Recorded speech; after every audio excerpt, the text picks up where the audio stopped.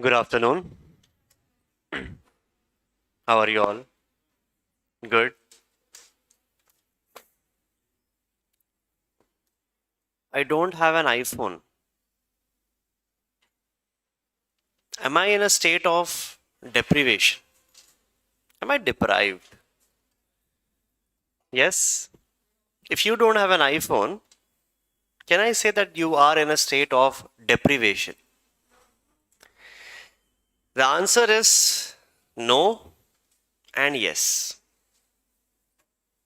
Why? Let's try to understand what do you mean by the word deprivation. In society, there are certain commodities, there are certain elements which are seen as a commonality. Everybody has it. In one way or the other, they make it. It is not about able to afford an iPhone. I can get it through EMIs. I can get it directly. I can steal it. I can borrow it. There are different methods of acquiring a certain element. The state of deprivation is something which is present as a commonality in the society, and if you are constantly making an effort to get that and you are unable to make it, you will be called in a state of deprivation. For example, if there is a person called as A and he wants something called as X. X is an alphabet over here. A wants X. A also sees that everybody in the society has that X constantly, that A is making an effort. After still making an effort, A fails to get X. Then A is in a state of deprivation. Okay? The person, this is an element which is present. Now let us try to see the case of an iPhone. I do not have an iPhone, and I see everybody in the society has an iPhone. Let's take the scenario of India. So for India, this scenario fails. It is not something which is a usual thing. Everybody will not have an iPhone. But if you see in America, people are crazy about it. Literally, I mean crazy means they are crazy. Like how in India we are crazy for actors, isn't it? We worship actors. We have got more than 60,000 fan clubs of Rajnikant all over the India. He is considered as a god. In that same way, people believe that if you are supposed to have a phone, it has to be an iPhone. They stand in line. Night 3 o'clock, they will go, they'll put a tent, they will make a line and they will purchase an iPhone. It is something like a necessity which the society believes in it. In America, if you are not able to buy an iPhone, I am saying that everybody in India is not having an iPhone, so I'm not in a state of deprivation. But if I'm staying in America, then everybody has an iPhone. I am making an effort to that. I fail to do it. I am in a state of deprivation. In the case of America, yes, I am deprived. In the case of India, no, I am not in the state of deprivation. Let's take, I want to get education. Moreover, I see that everybody in the society, in some or the other way, they are getting education. Private education, public education, scholarship based, whatever, they are trying to acquire education. I am making a constant effort to get education. I fail, therefore I am in a state of deprivation. So no matter what you're looking for, whether you're looking for an economic criteria, whether you're looking for a relative criteria, the concept of deprivation is something which is relative in nature. You compare yourself with that same society and then you decide whether it is a state of deprivation or not. Yesterday, we looked up the concept of poverty and some of its aspect. What do you mean by the concept of poverty? Poverty in literal terms, it is a state of scarcity. Something which is considered to be as deficient in the society is a state of poverty.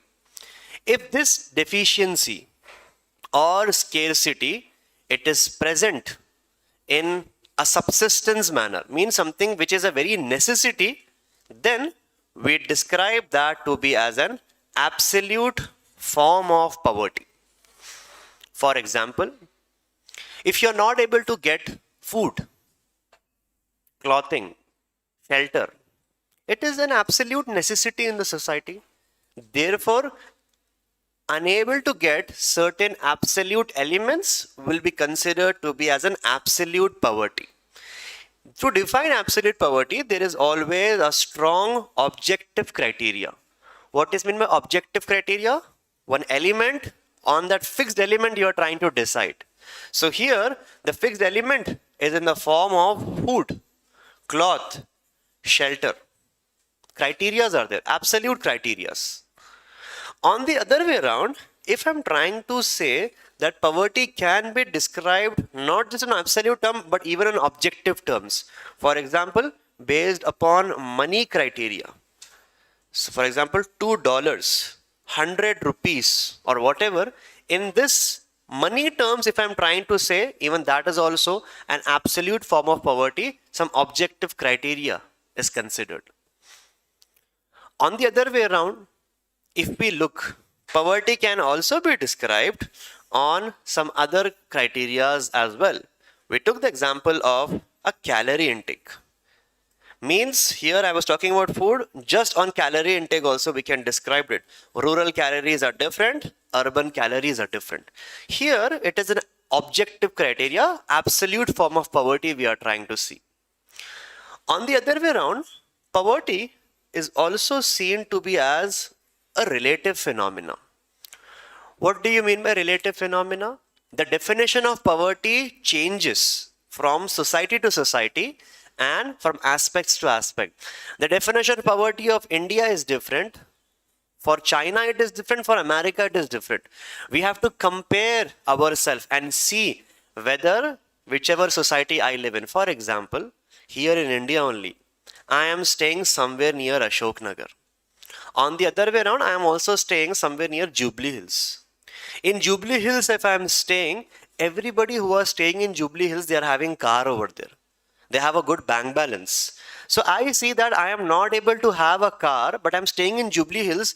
I compare myself with neighbors and I see that I feel relatively deprived over there. So the definition of poverty will change from society to society. If I'm staying somewhere over here, this place is not equal to Jubilee Hills, no? Okay, somewhat little bit lesser. So I compare myself with that society here. Maybe car is not that important, bike. If I'm not able to have a bike staying in this area, I will be considered to be as a poor person. The meaning of poverty is something which is not well defined. Here the definition is well defined. Here it is not well defined. It is in the aspect of society. It is aspect or it is respect to that society where you belong to. Merton speaks about relative poverty in his theories. Moreover, we have another angle in which poverty should be seen in non-economic criteria, which is also called to be as multi-dimensional form of poverty. What is this angle trying to say? Stop looking at poverty only on the basis of money. Apart from money, there are other areas also which should be taken care of. If you are not getting those segments of the society, then you are also in a state of poverty. Here, we are talking the non-economic criteria, for example, education. In society, education has become as a fundamental right. It has become as a necessity. If you are not able to get education, you are in a state of poverty. Why am I telling this? This is a non-economic criteria. In society, for example, rural India, there is a landlord. He has got good amount of money with him. Have you seen good landlords in rural India? They have got money. Yes, they have number of cars. They have good home. They have good resources. In rural India, people are very wealthy. On the other hand, they are still not able to get education, staying in those rural places. Therefore, here what I'm talking about is not in the aspect of money, it's an aspect of resource what I'm talking. Non-economic criteria education, if it is absent in the form of quantity, means complete absence of education, or in the aspect of quality. Qualitative education is not present. This is also a state of poverty. Amartya Sen is talking about this particular. He's a Nobel laureate who is into economics. Look at poverty from a non-economic angle. Moreover, health. That is an important resource that everybody should be able to get. If the health is missing, that is also a form of poverty. Sanitation. It is unnecessary. You're supposed to have basic sanitation, sewage system. Women is supposed to have the sanitary. If these things are missing, then you're in a state of poverty. Moreover, in today's time, digitalization, digital inequality is also a state of poverty. What we're trying to look over here is that poverty has got multiple different attributes. Here, it is objective criteria, mostly associated with economics. Here, it is a relative concept, comparison in that same society. Here, multidimensional means non-economic aspects of looking at poverty. There are multiple attributes that you can fall in these segments. Based upon gender, if you are being discriminated, based upon caste, based upon religion, this will also be considered to be as a multi-dimensional form of poverty. Before we talk about the sociological perspective, write down the heading poverty and deprivation.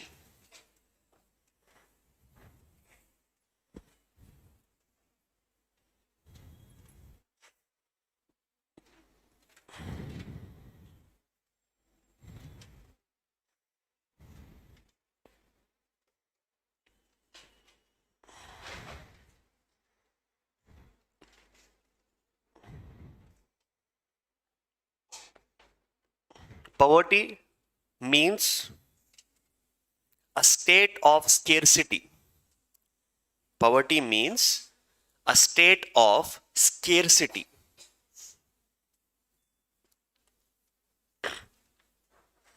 Comma. It's a low standard of living. It's a low standard of living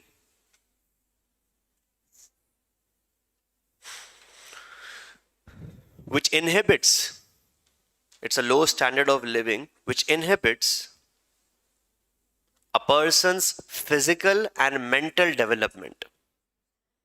It's a low standard of living which inhibits a person's physical and mental development.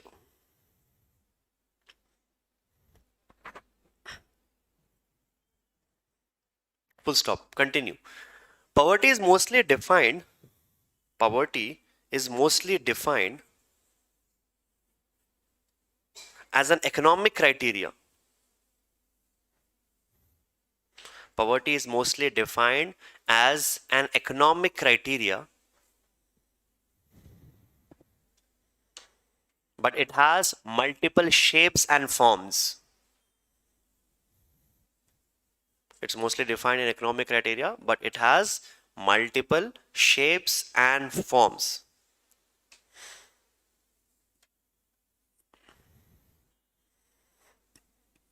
Full stop. Listen, I want to ask you one thing. Here, forget about the multi-dimensional part. But even if you're talking about in this sense, in an economic criteria, don't you think poverty is more of an economic related thing rather than a sociological thing? So do you think we are interfering into the field of economics over here? Why should we study this topic? Is it having any relevance in society? How? Why should we study poverty? I feel it is an economic concept, so study an economic class. Yes? Now don't tell me, sir, shut the topic. Don't tell me that. Yes? Multi, even though if you're not talking, tell me some attributes how poverty becomes a sociological concept. It status. Okay, good. Anything else?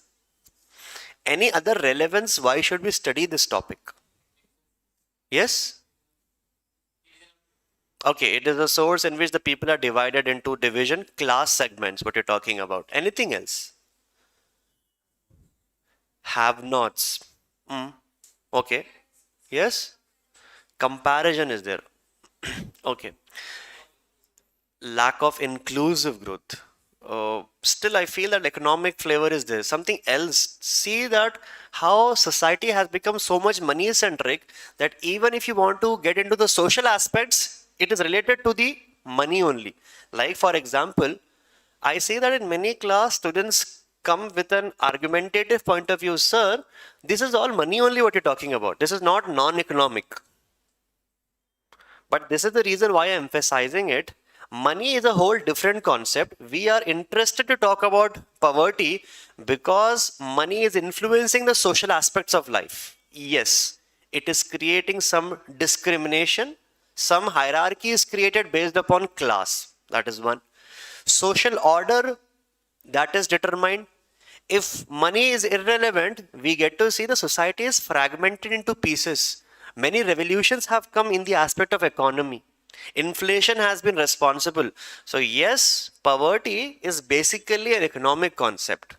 But the impact of this economic concept is so great on the society, it is responsible for social order. All the resources that what we're looking for, money plays a very important role. Yes, with money you can get education. With money you can get health, but these are social segments which are attached to money, and that is why we are reading these concepts. So poverty, it's an economic concept, it's a political concept, it is creating a large social impact. That is the reason we are studying it. So write down, poverty is an economic concept,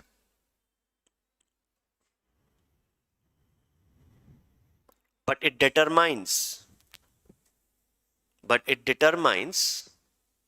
the social well-being of a society. Poverty is an economic concept, but it determines the social well-being of the society.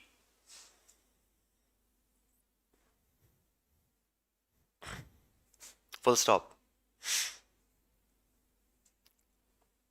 It has got objective and subjective components. It has got objective and subjective components.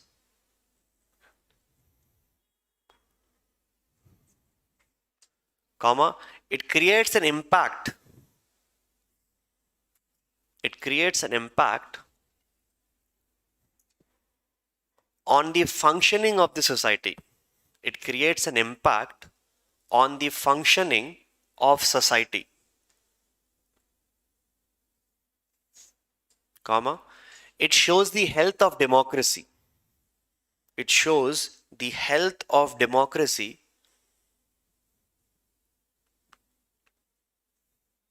and many social elements. Health of democracy, full stop. Many social elements are directly or indirectly. Many social elements are directly or indirectly are connected to the economic system. Directly or indirectly are connected to economic system. Full stop.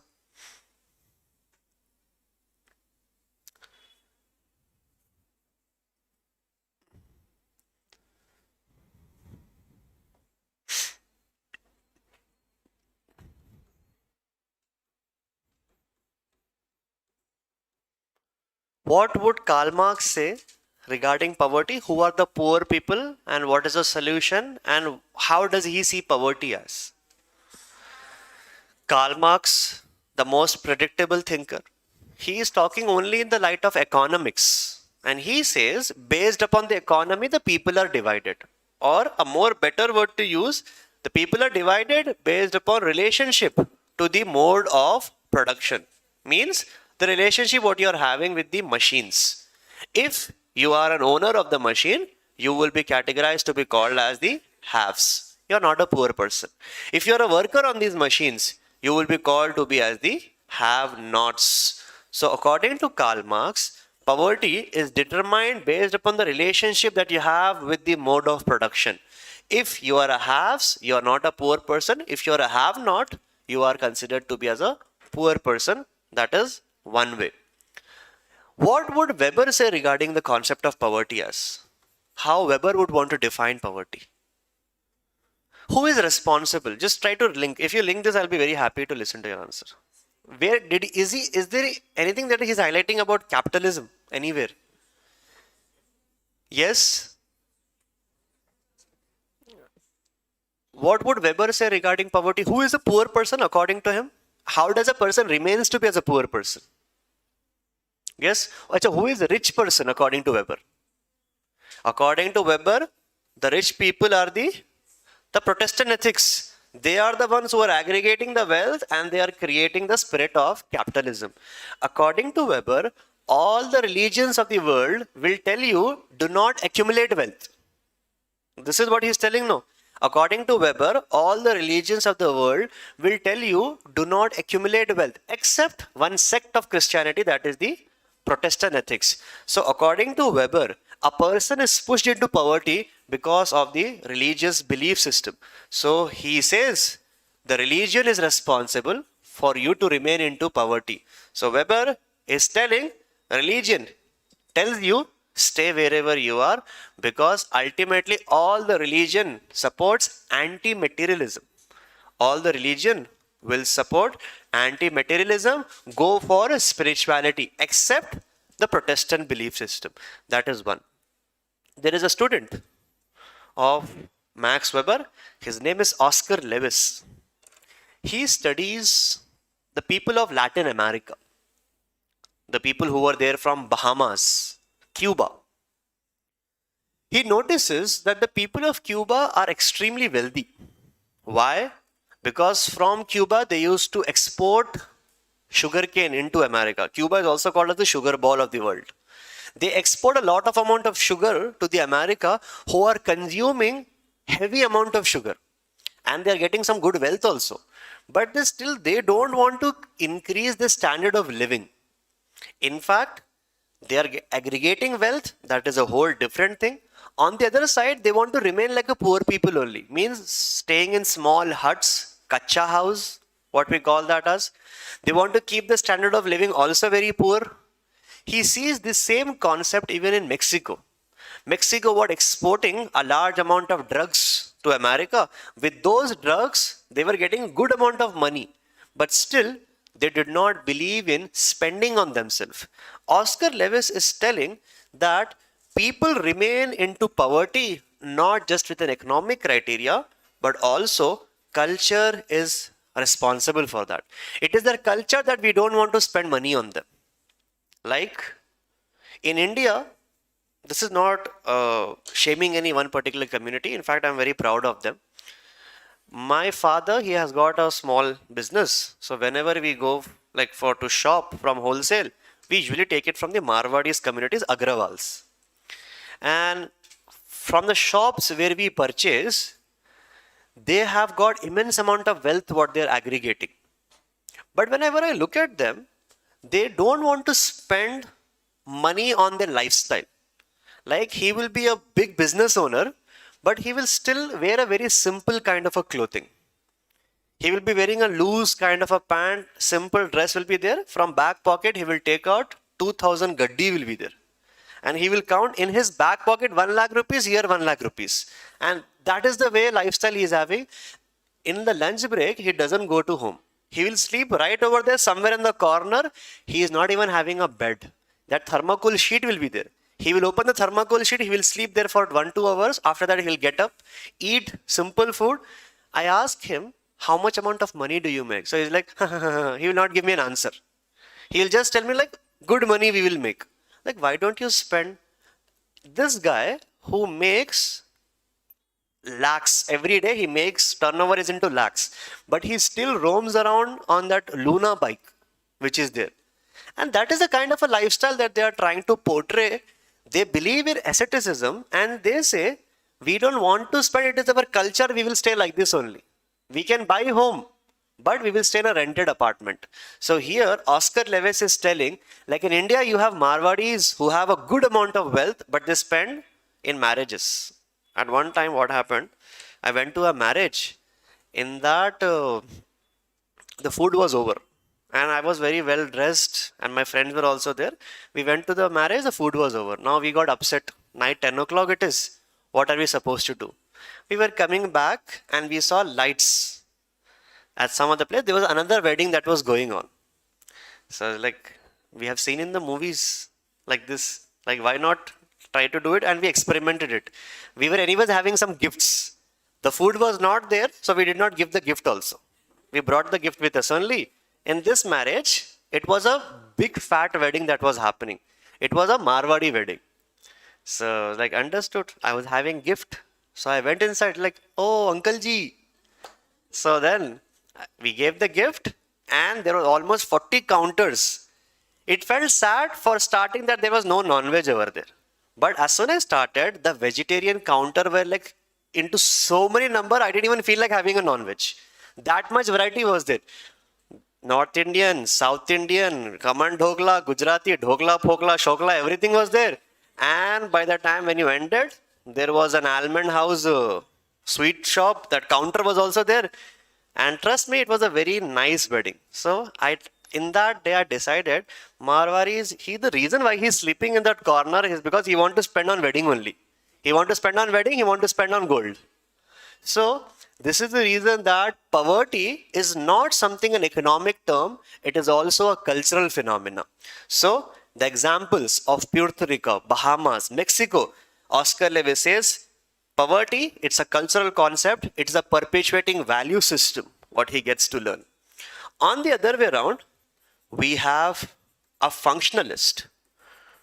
Tell me, what would a functionalist say regarding poverty? Would they ever criticize poverty? Like, he wants to remove poverty, everybody should be equal. This is what he is saying. Weber is putting on religion, something. Functionalist, they will try to justify that poverty is good. How would they say that? If nobody is poor in the society, then who will do the dirty jobs? Who will do the menial jobs? This is the word that they use. If nobody is poor in the society, who are going to do the menial jobs?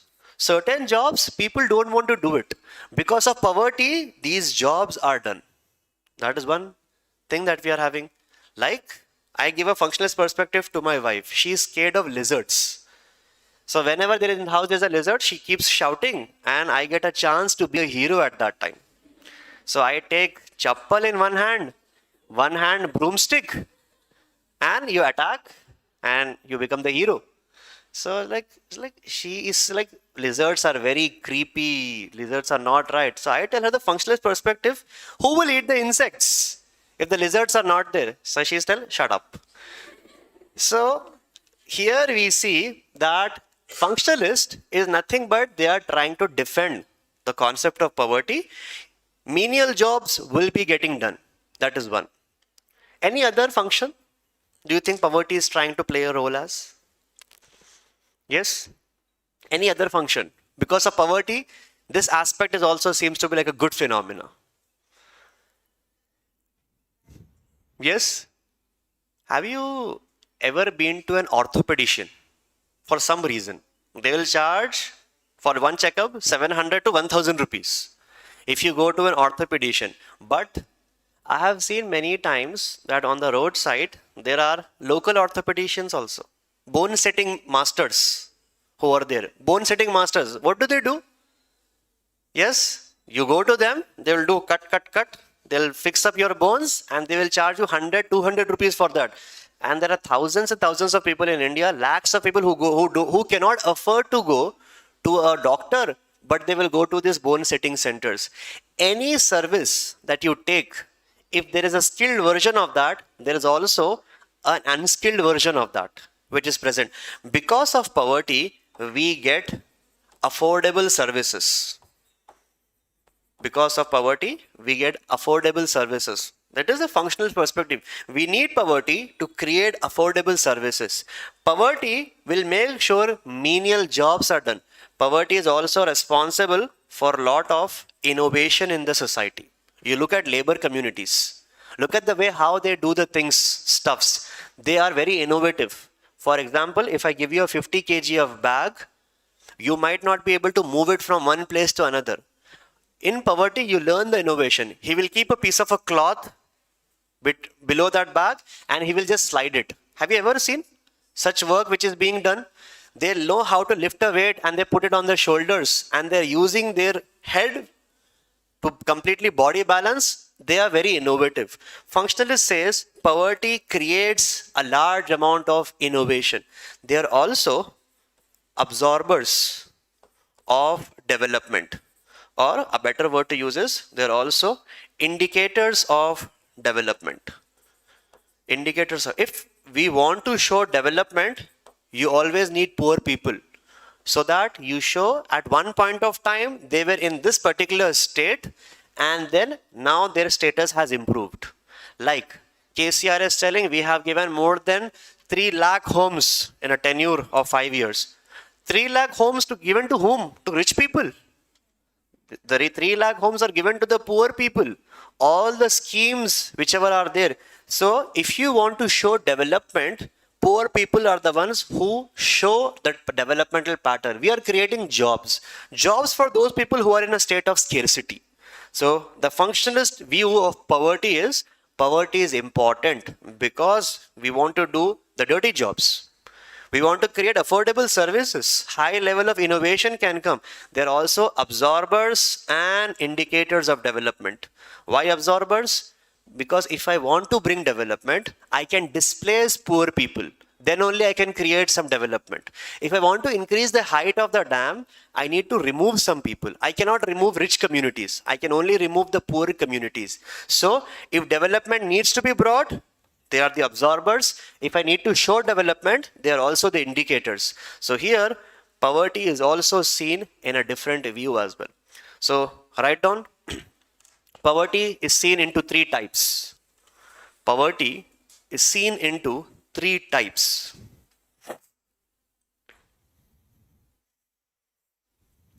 First one is absolute poverty, also called as a subsistence form of poverty. Absolute poverty dash, also called as subsistence form of poverty.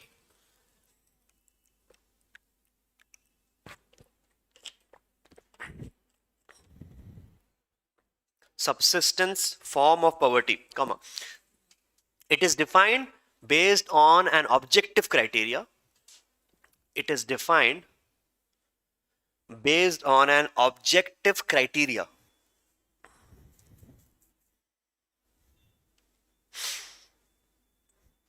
Such as food, cloth, shelter. It is defined based on an objective criteria such as food, cloth, shelter.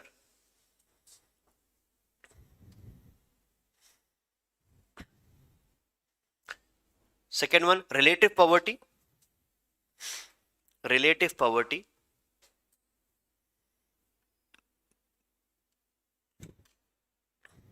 It is a subjective criteria. It is a subjective criteria where the definition varies. It's a subjective criteria where the definition varies and has multiple interpretation. Where the definition varies and has multiple interpretations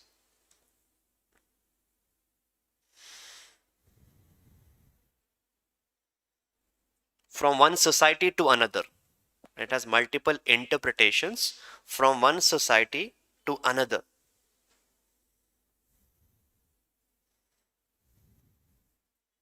Example, poverty is defined differently. Example, poverty is defined differently in Western and African societies. Poverty is defined differently in Western and African societies. Full stop.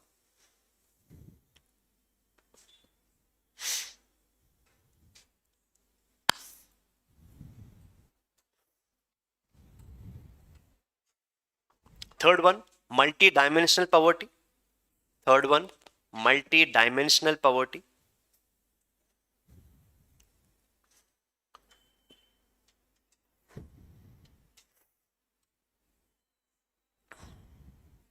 It is a non-economic criteria. Multi-dimensional poverty. It is a non-economic criteria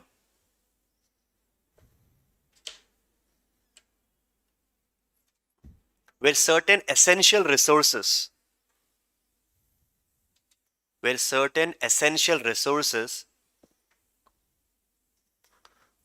obsolete, where certain essential resources becomes obsolete or deficient, where certain essential resources becomes obsolete or deficient,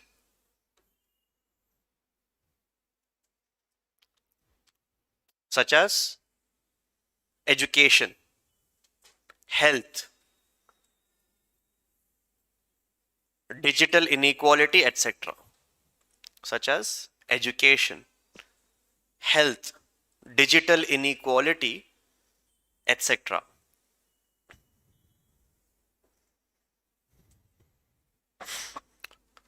Full stop. Put up a subheading, sociological perspective of poverty.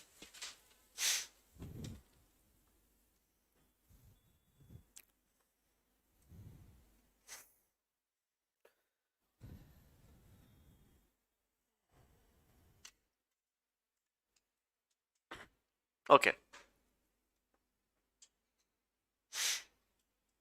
So Marx is speaking somewhat in this segment. Weber is telling in the respect to religion. Religion is responsible for poverty. If you are a non-Protestant believer, then your religion will make you into poverty because religion says stay wherever you are, stay satisfied.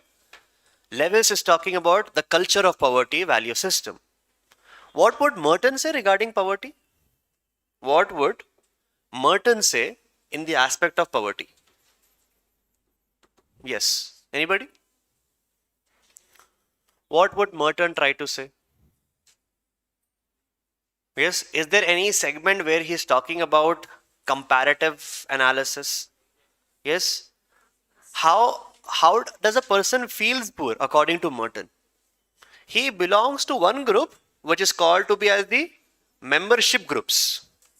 He compares himself with the other group which is belonging to the non-membership groups. When he does this comparison, he feels that there is a relative deprivation. So according to Merton, he believes in the aspect of relative poverty, what we are having. So you can explain Merton from his study of the American soldier. He explains the poverty is a relative perspective. You compare yourself with the other societies, with the other society, and then you're trying to speak the concept of relative deprivation. What would feminist perspective say regarding poverty? Yes, what would feminist perspective say? In fact, they use a word which is called to be as feminization of poverty. Feminization of poverty means women are pushed into poverty and more number of females are there. And feminist perspective, it is also called as a conflict perspective. Means feminists, they try to blame that the men are responsible for why women are into poverty. For example, they say that the main responsible factors for poverty for women, it is in the form of patriarchy. It is the male who are dominating the society, due to which women do not get liberation. So, one aspect from feminist view, patriarchy is responsible. And what do patriarchy do? Why women are more into poverty? Because there is economic dependency. Women are being told that you cannot go outside and work. You're supposed to stay at home, be a domestic worker. They are supporting that patriarchy is creating economic dependency. Here, we are trying to show that women are poor because they do not have jobs. This is one angle. Another angle, it shows women are having specific jobs. For example, in the case of rural India, we have a concept which is called to be as feminization of agriculture. I'm talking something important here. In rural India, there is a concept called as feminization of agriculture. What does it literally means? In agriculture, feminization is happening, women are more increasing. This is the concept of poverty. It is not a concept of liberation. Means men are going to the cities. So when they go, they leave behind the agricultural job. What do they say? I was doing any of this from years. I will not leave this. Dear wife, dear mother, dear sister, you take care of this. I will go to the city. I will earn something better. I will send it back over here. With migration, where males are going to the cities, females are pushed into agricultural. They are being pushed into specific job. This is not liberation of women. They are pushing women into a certain sector where there is saturation. For example, I give you a very good job, but I am giving you the job in radio industry. Will you take it? I am giving a very good job into radio industry. How do you see radio industry in today's time? Radio sector. It's falling. Basically, I give you a very good job in postal services. Will you take it? How do you see radio sector, postal services, telegram? 5-7 years back, telegram was officially closed. Here, we are pushing women as a job. Employment is coming, but that employment is in a saturation sector. In urban India, we get to see women are getting jobs. A specific job is being created, which is nothing but objectification of women. For example, you go to an office. You go to an office, you are at the front desk. In big offices or even in small offices, at the front desk, is it a male or a female? Most of the time it will be a female. So such reception-centric jobs, a female has been appointed. In the case of aviation sector, airplanes, the job of an air hostess that has been created. That is not a kind of an achievement. That job is given to a woman because she is a woman. It's an objectification of women. You're getting a call, sir, take a loan. The call is basically given from a woman. It's not based upon an achievement, it's an objectification of women. An air hostess job, a front desk job. In the entertainment industry, we talk about women are liberated. No, it is an objectification of women. Such jobs, they are called to be as pink collar jobs. Means, in the first scenario, we are telling women should not work only. It's a manifestation of patriarchy. No jobs are given. Women are completely dependent on their male counterparts. Second example, we are taking that women are getting jobs, but these jobs are not liberating them, but pushing them into a saturating economy in rural India, feminization of agriculture. In urban India, pink collar jobs, specific jobs are there. Moreover, in modern societies, in metropolitans, we are getting that women are getting jobs, but they are not getting the concept of promotions. Equality is not there, which is called to be as the glass ceiling effect. What is glass ceiling effect? Men and women, both of them are equally qualified. Both of them are in the same company. Both have equal opportunities to get promotion. But out of 10 companies, in 9 companies, the CEO is a male. In one company, it would be a female. This inequality in the open societies is called to be as glass ceiling effect.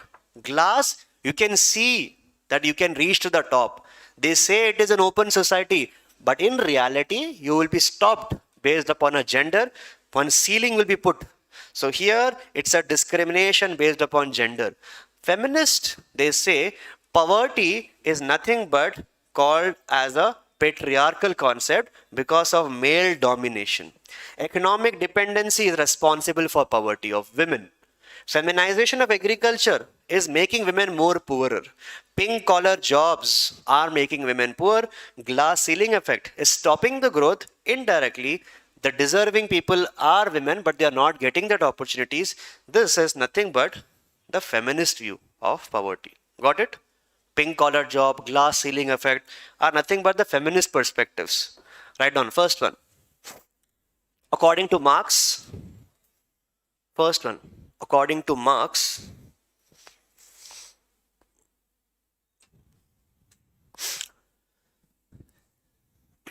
poverty is, according to Marx, poverty is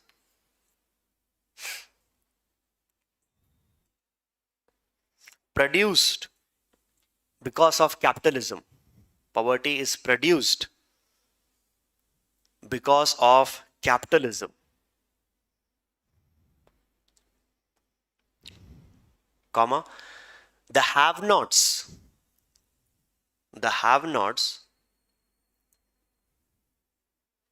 are exploited and they undergo, the have-nots are exploited and they undergo the process of pauperization.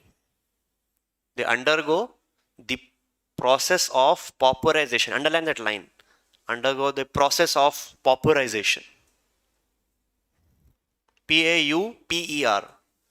Remember this word we discussed in the glossary? Embourgeoisement, pauperization. They undergo the process of pauperization. Full stop. For Marx, it's an economic relationship. For Marx, it's an economic relationship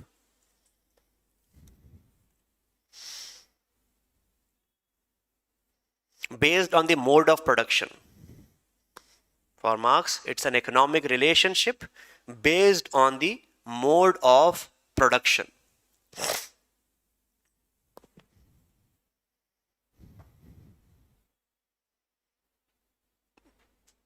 Second one, according to Weber,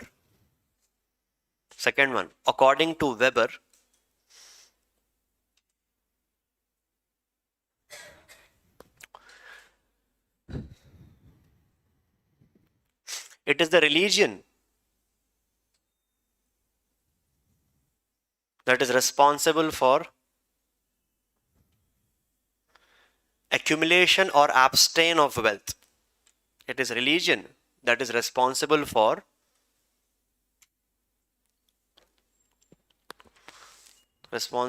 accumulation or abstain from wealth. Responsible for accumulation or abstain from wealth. Accumulation or abstain from wealth. Full stop. If a person is a non-Protestant believer, if a person is a non-Protestant believer,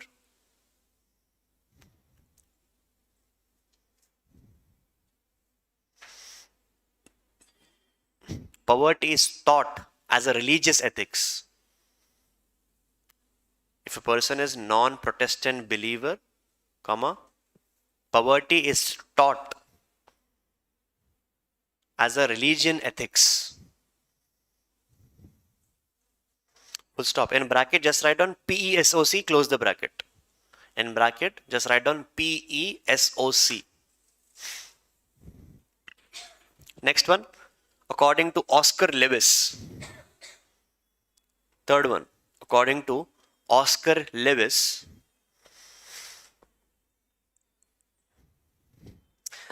poverty is not an economic criteria.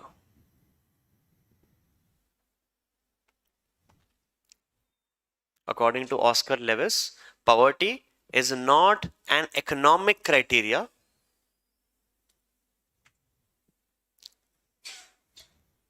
It's a cultural phenomena. Underline that word. It's a cultural phenomena.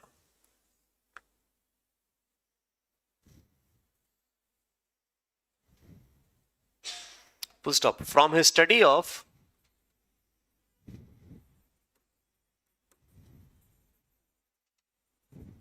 Puerto Rico, Bahamas, from his study of it's a Latin country. What we have, Puerto Rico. From his study of Puerto Rico, Bahamas means Jamaica, Cuba, those countries. From his study of Puerto Rico and Bahamas, he explains people choose poverty. People choose poverty as a traditional concept.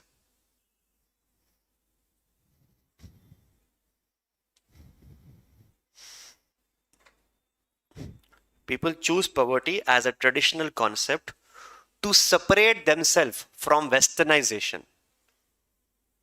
People choose poverty as a cultural concept to separate themselves from westernization.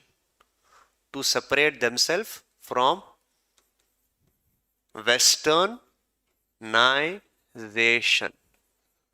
To separate themselves from westernization.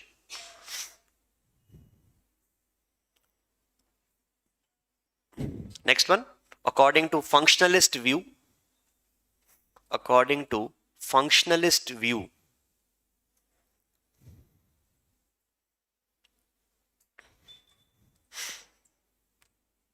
poverty is a social necessity. Underline that word.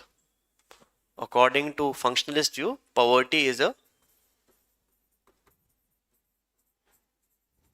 it's a social necessity created due to value consensus. Created due to value consensus. Poverty is a social necessity created due to value consensus.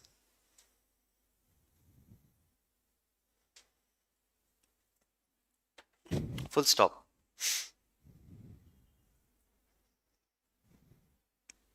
First point within that.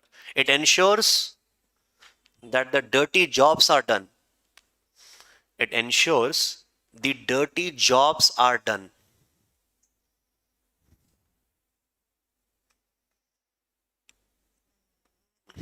Comma.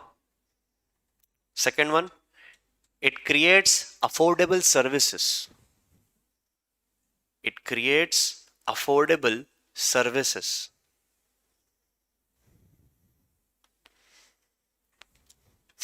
Next one, they are the absorbers and indicators. They are the absorbers and indicators to reflect the development. They are the absorbers and indicators to reflect development.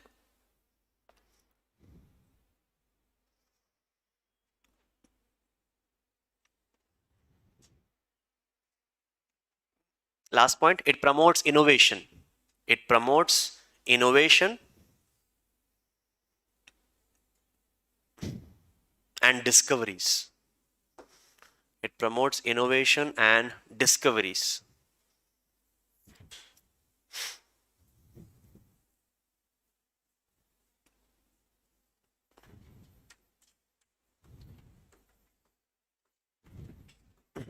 Right on. Next one, feminist perspective. Feminist perspective.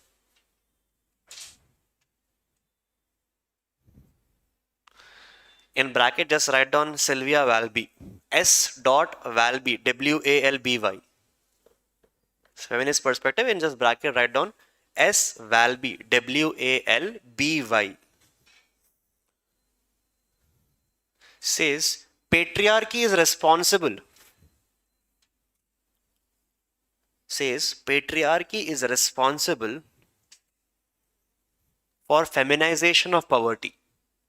Says patriarchy is responsible for feminization of poverty.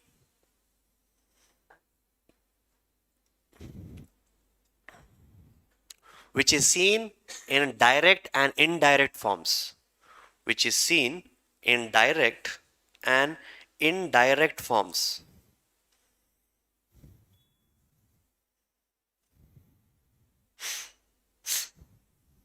Example? Just write down any examples that you want. Economic dependency, it's a direct form of patriarchy. No jobs for women.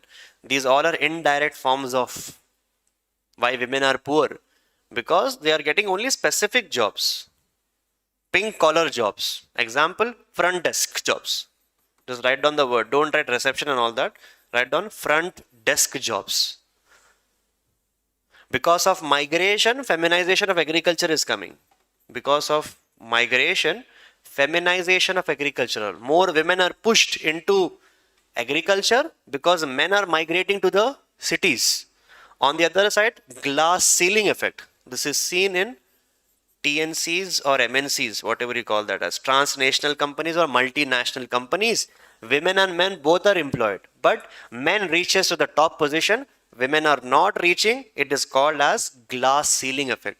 So some of the types of patriarchies according to feminist view, why there is feminization of poverty. Example, pink collar jobs, glass ceiling effect.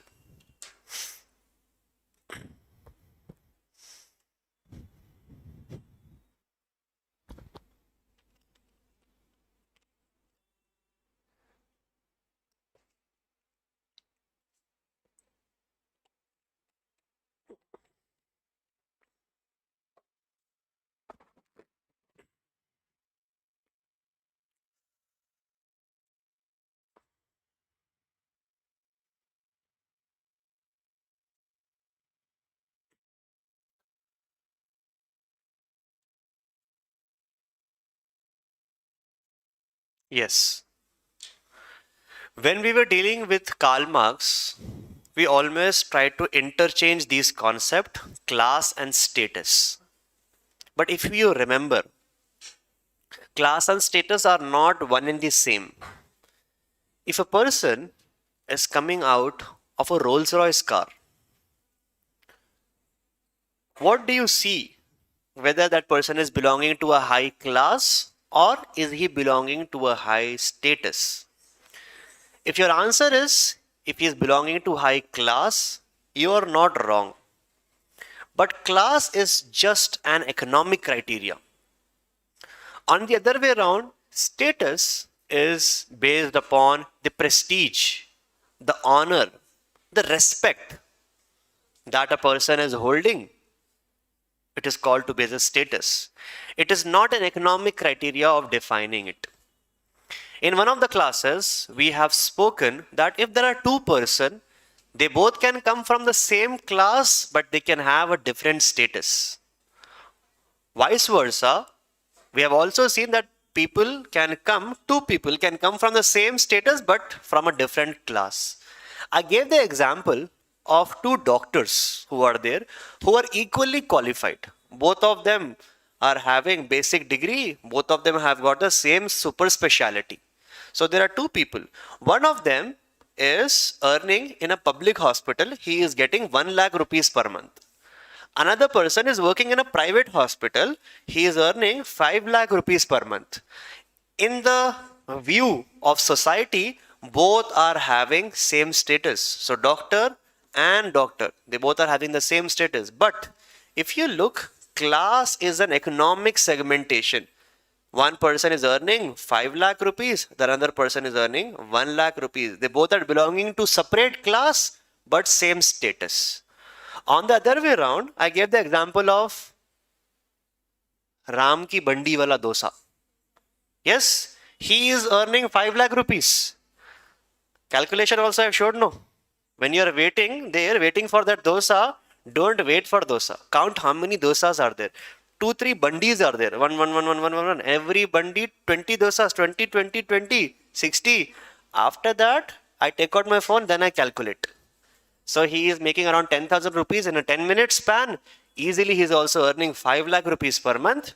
So doctor and Ram, both of them are having the same class, but in the case of society, people consider he is here, he is a bandiwala. This is how we seen. Or a more better way to say, he is a restaurant. If he wears that white cloth and if he is also putting that Maggi masala like this, then he is also having some better status. So here, people see that the class is just an economic segmentation, whereas status, it is produced by prestige, it is produced by honor, it is produced by the respect, etc. It is determined on the person's lifestyle. In the schools, or even in these days as well, when you're staying here, sometimes I just go and see the benches. You will write your name, and here you will write IAS. Sometimes I get surprised. I will get the message also on WhatsApp. In that name only they have put up the IPS, IAS. So first thing I ask, real me, your IAS, IPS, or this is, no sir, I aspire to become an IAS. He was like, block. So this is nothing but a form of a status. This is how the society looks at you. You're trying to add this element. It's a form of a status. Army, you're trying to add a certain kind of a status. In this way, status is trying to show the position of an individual in non-economic angles. In non-economic angle, Weber is going to speak much in detail about this. Class is nothing but dividing the people based upon money. It's a simple classification what we are having. So here there are some interpretations. What do you mean by class? What do you mean by status? We'll talk about it. Write down the heading, dimensions of stratification. Put up a subheading, dimensions of stratification.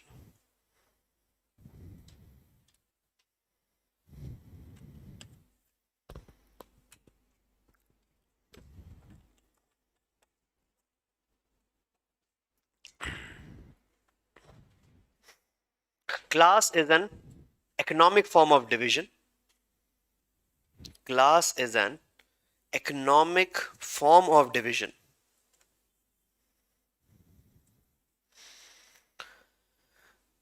In which the society is divided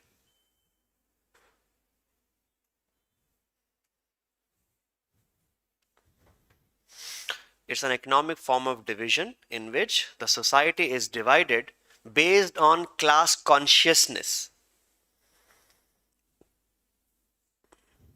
The society is divided based upon class consciousness,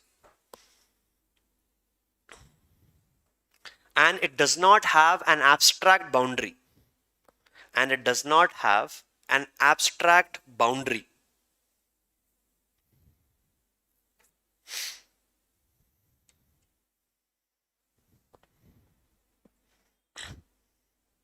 Comma, it is a stratification which is produced in the modern era. It is a stratification which is produced in the modern era.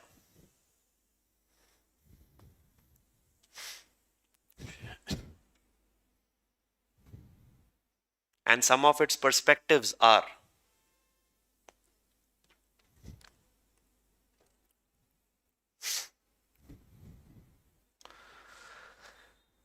see, money is the basis in which the people are being divided, and we are seeing this a form of stratification where the people are divided based upon the money in modern era. Means after the industrial revolution, the people started to see that money is a very central concept. Without money you cannot do anything. Earlier there are other forms of classification. Weber is the first person to differentiate that class and status are two different concepts. If you look at Marx, he does not separate it. For him, the concept of status is nothing. It is one and the same like class only. So there are few sociologists who do not differentiate class and status, but there is a difference. According to Marx, there are only two classes based upon the relationship. One is have, the other is have-nots. This is what he is trying to say. Weber is telling no. This concept of class is not into two types. He is telling that there are four types which are being present. In simple form, what we call the concept, it is Lloyd Warner. Lloyd Warner is telling there are three types of classes: upper class, middle class, lower class. The same classification was also given by Aristotle. Aristotle, who was this guy? Father of political. Acha. Who else? What else? How do we remember Aristotle as? He was a teacher. Yes. He was a student. Yes. Socrates was there, no? Socrates, he taught, his student was Plato.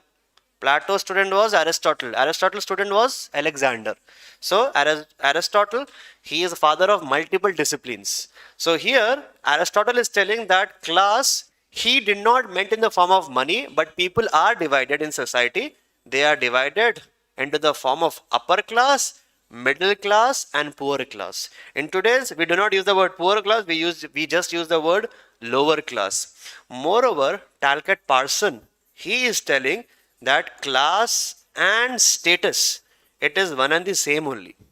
Anything which is considered to be as a resource in a society, means anything which is considered to be as an important element, on that the society will be divided. This is Parsonian stratification. We will do that detail when we are dealing with the functionalist theory of stratification. Here Parson is telling class and status is one and the same only. In earlier societies, religion was important, so religion will create some stratification.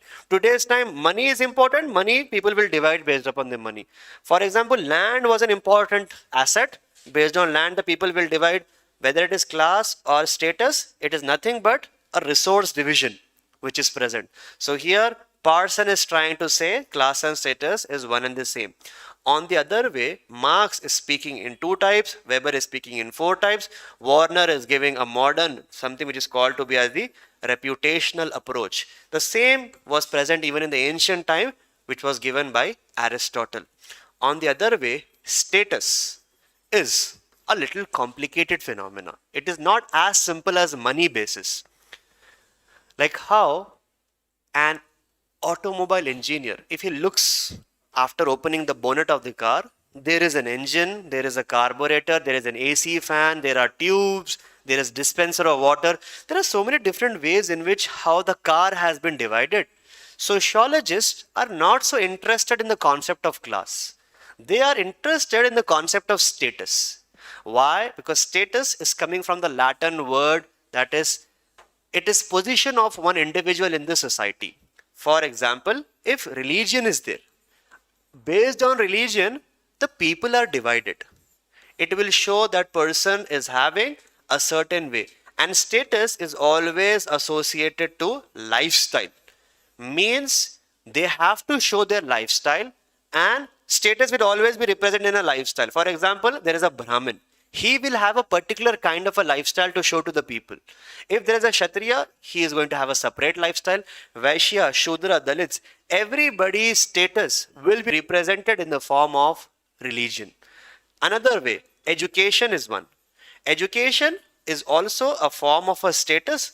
It is also represented with a tag that you carry. Doctor, architect, engineer, etc. People are divided based upon the education. Status is one of the strong instruments which is being used by sociologists to understand society. It's a more complex phenomenon. We will talk about how status is a more complicated, but before that, write on the heading class and status. Put up a heading class and status. Yes? Class is over. Okay, put up the heading sociological perspective of class. Put up a heading sociological perspective of class.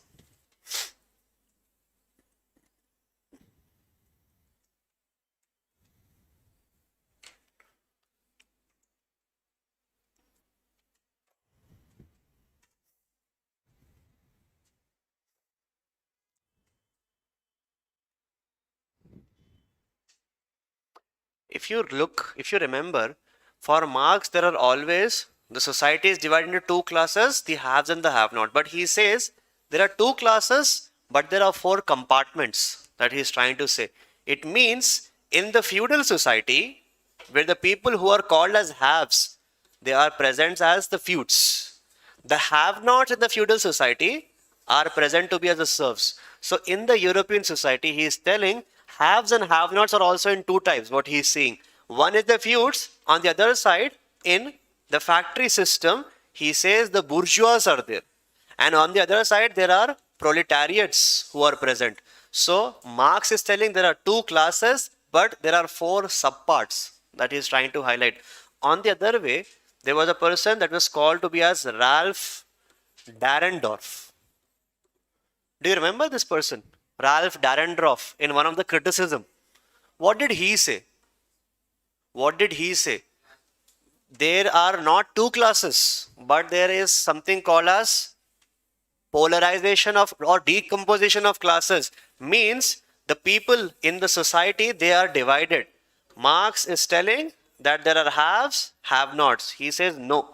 In society, the people are divided into the form of labor. Unskilled laborer, semi-skilled laborer, skilled laborer, and then you have got the CEOs, and then you have got the haves. In the form of departments, they are being categorized. So for him, class is something which will have the component of decomposition or the concept of polarization. Why are we speaking about this? Because for Marx, there are only two. But for Dahrendorf, multiple different segments are there. For Weber, there are only four. Dahrendorf is telling, no, they are divided into segments, just like a ladder. And they are divided based upon departments or based upon the skills which is being present. So Dahrendorf is also speaking about the concept of class. So write down the first one, Marx. Marx says there are two classes and four subparts.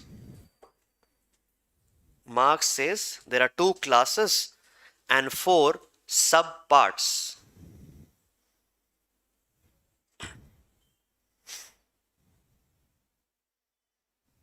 And that is landlords and bourgeois. That is landlords and bourgeois.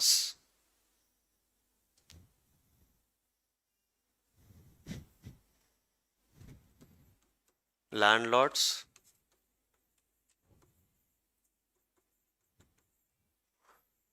serfs and proletariats. Serfs and proletariats.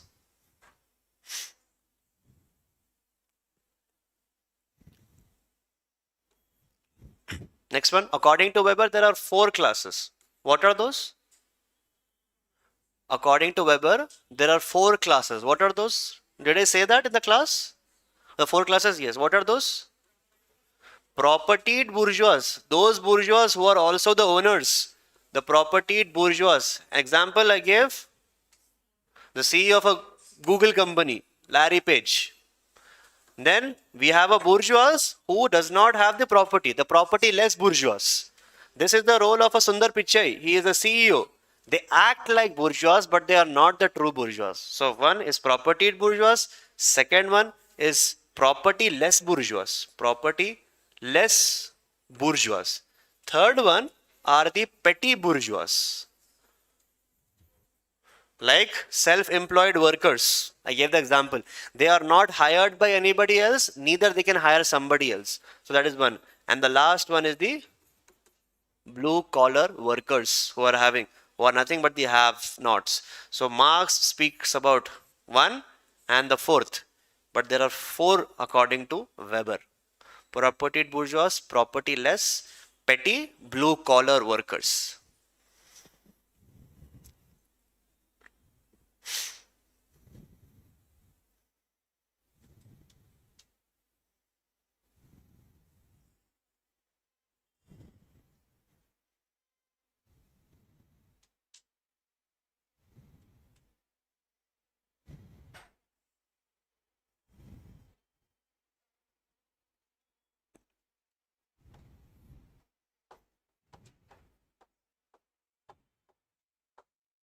According to Lloyd Warner,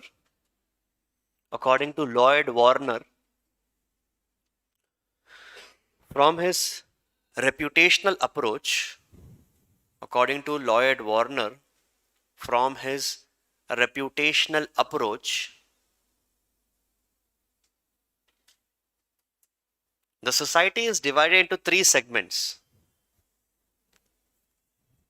according to Lloyd Warner, from his reputational approach,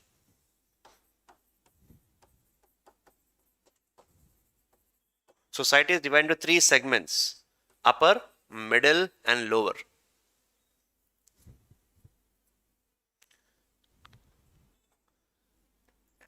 And it can have its own simplifications.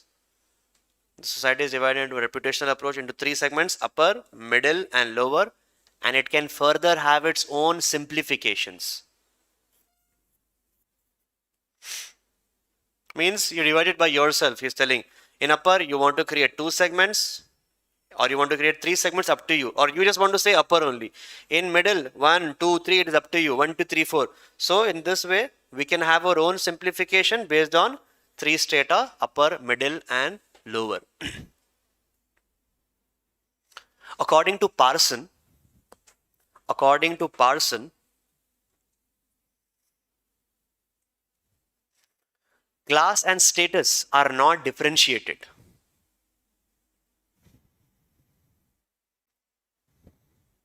Class and status are not differentiated if there is a value consensus. If there is a value consensus,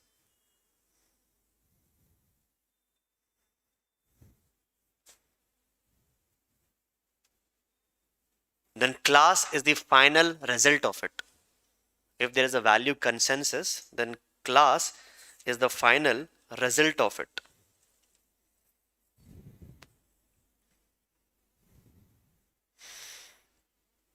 Full stop.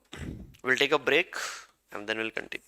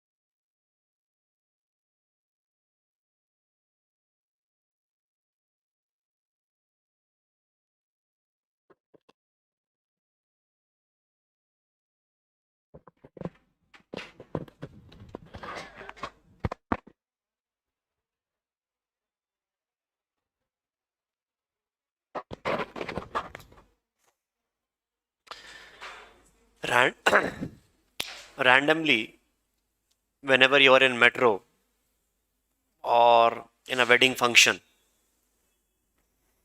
you either ask some people or somebody asks you, what do you do? Why do we ask such kind of a question? What do you do?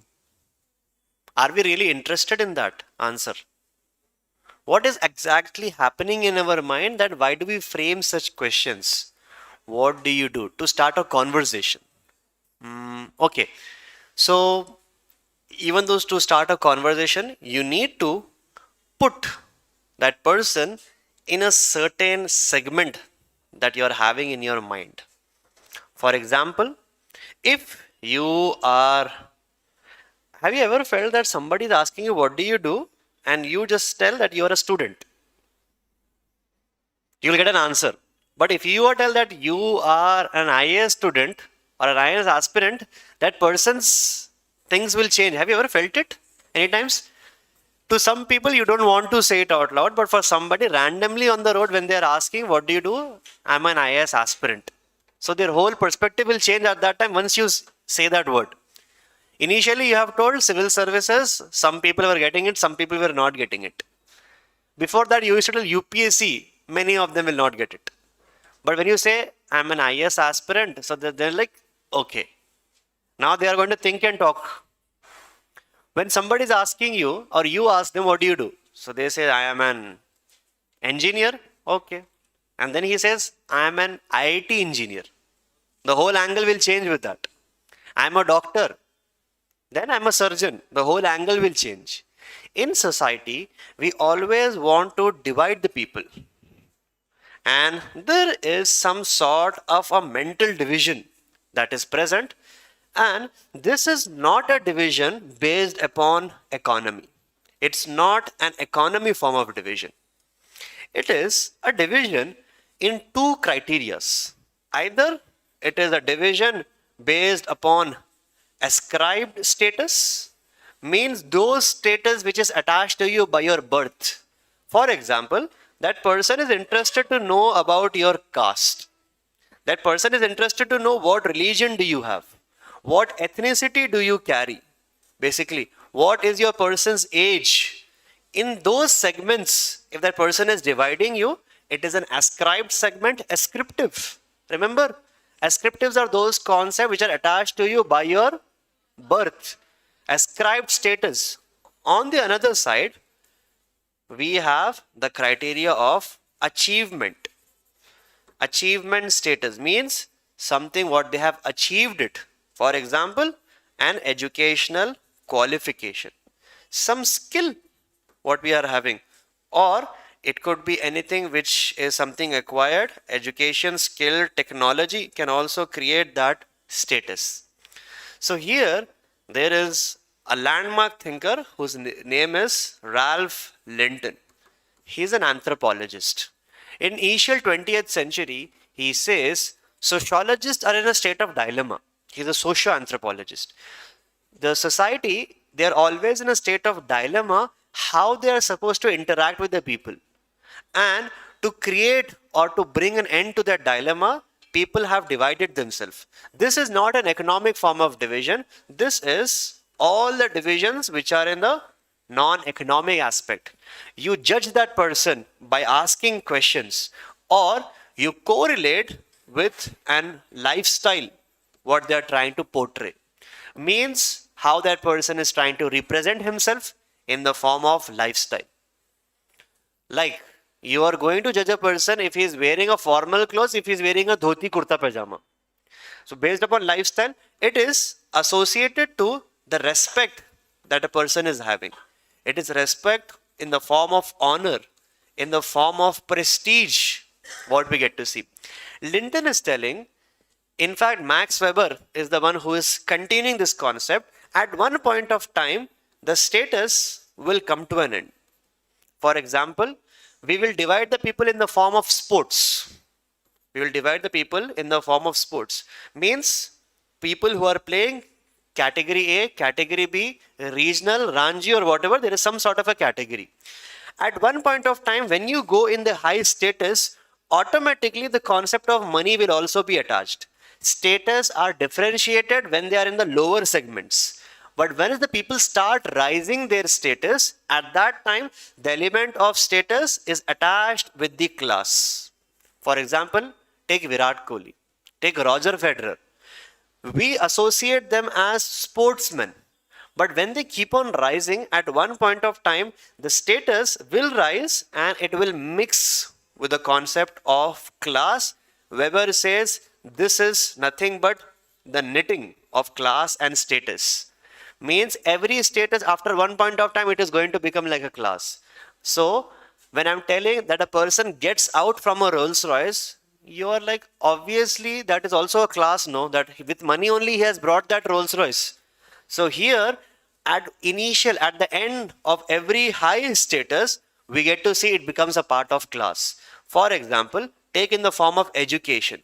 Somebody who is a well qualified doctor, when his status is going to get more and more higher, people will start recognizing him with the class as well.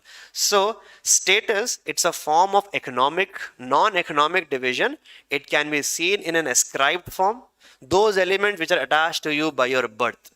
Or it can be seen in achievement criteria, those elements which are achieved with hard work, they are not hereditary based. Ralph Linton is trying to say, apart from economy, if the people are dividing themselves, like religion, in the form of race, people are dividing, means orientation will change, that if you are a white man, if you are a yellow man, if you are a red, or if you are a black man. In the form of races also orientation will change. In the form of gender also the orientation will change, whether you are a first gender, second gender, or third gender. So any such kind of a stratification which is non-economic in nature, it is considered or called to be as a status. It is an instrument in which our interaction will depend. The reason, before you talk to a person, you ask them, what do you do? The intention behind is you want to categorize them somewhere in your mental framework, and then you do it. You tell them, I am a student. You will remain here. But if you tell them, am I an IAS student? He'll put you over here and then he will talk. So this is a form of nothing but how status is represented. It is a form of lifestyle, respect, honor, and prestige. It is one's social position in society. In simple form, status is one's position in the hierarchy of society. Write down the next word, status.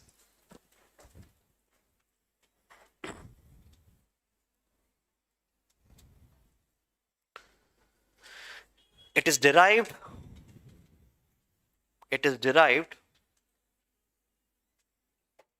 from the Latin word. It is derived from the Latin word which means state of a man. It is derived from a Latin word which means state of a man.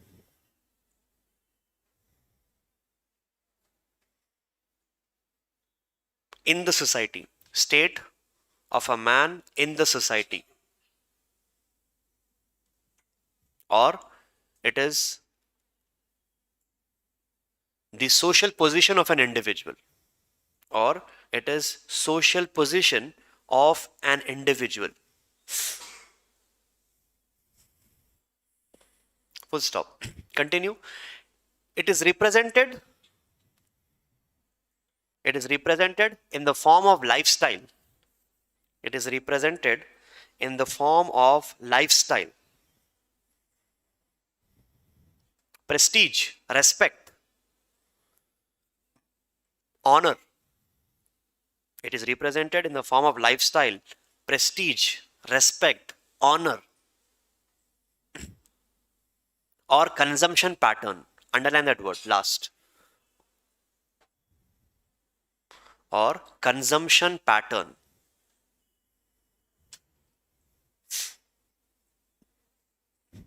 According to Ralph Linton, change the paragraph. According to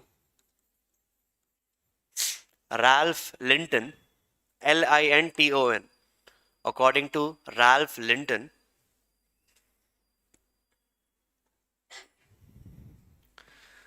status is a non-economic division of society. Status is a non-economic division of society.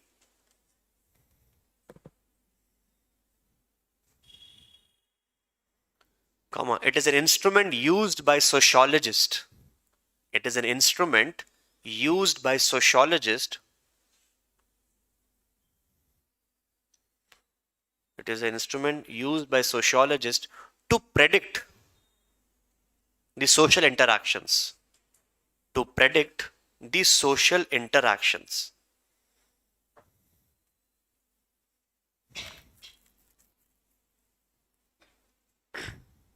Full stop.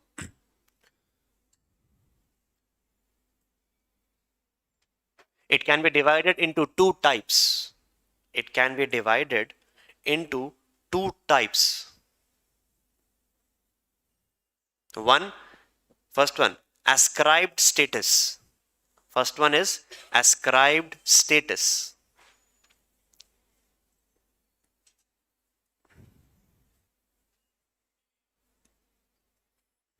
Such as caste, race, age. Such as caste, race, age, etc. I have written religion, ethnicity. You write caste, race, age, etc. Second one, ascribed status. Example, caste, race, age, etc. Second one, achievement status. Second one is achievement status. They are produced as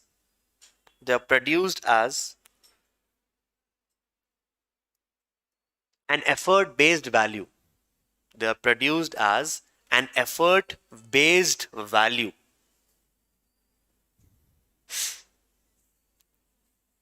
Such as education, degree, occupation. Such as education, occupation, degree, etc.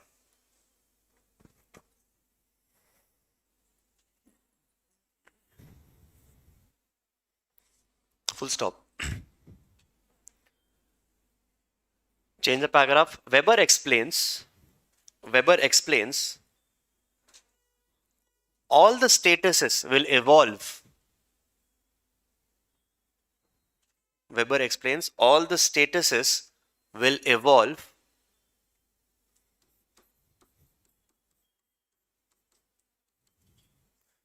and they knit with class system. Weber says all the statuses will evolve and they knit. Knit means, what do we call that? No, not stitching. Wool will be there, no? Needles and the wool. Usually you will see grandmothers or mothers, they'll be doing that. No, muffler they'll make small handkerchiefs. Have you ever seen that? What is it called? They will weaving. We call that as weaving. Okay. But it is called as knitting. Basically, one intermingles with the other. That is the concept of knit. So basically, status and class are two different segments. But after a certain time, they both are going to get knit with one another. So the status knits with class system. The status knits with class system. In bracket, write down status conversion mechanism. In bracket, write down status conversion mechanism.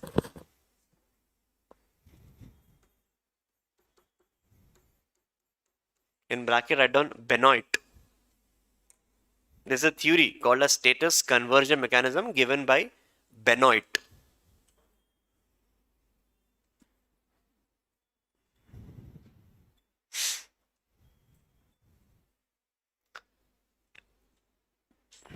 Full stop. Write down. It is an analytical concept. It is an analytical concept which helps in exploring and explaining.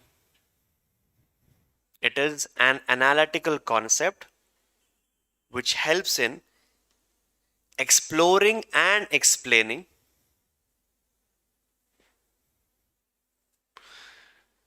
the social hierarchy. Exploring and explaining the social hierarchy, comma, stratification and inequalities of society. Social hierarchy, stratification and inequalities of society.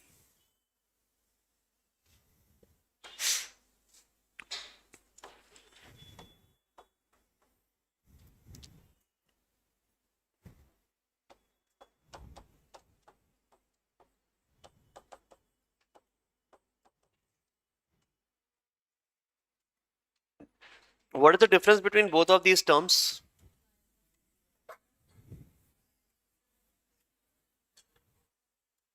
Yes, what is the difference between sex and gender? Hmm? Sex, it's a biological component. Mean a person is born with a particular sex. For example, they are born as a male. They are born as female plus. Let's try to keep the class inclusive. Okay. There are more than two sex which with a person can be born, but the society will tell them that if you're born as a male, you are supposed to be masculine, isn't it? There are certain traits that you're supposed to follow.